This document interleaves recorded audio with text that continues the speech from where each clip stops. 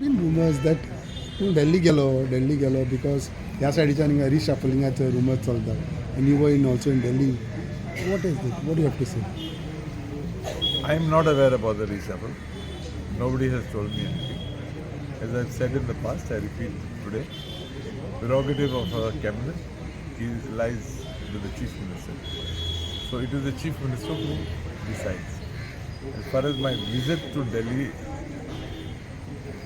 it was primarily because there was a India Heritage Maritime Conclave, and as Minister for Ports, I had to be present.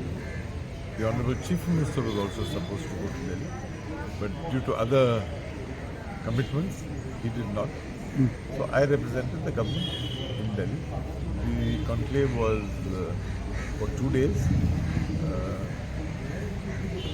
the last 2 days, and that's why I went 11th and 12th.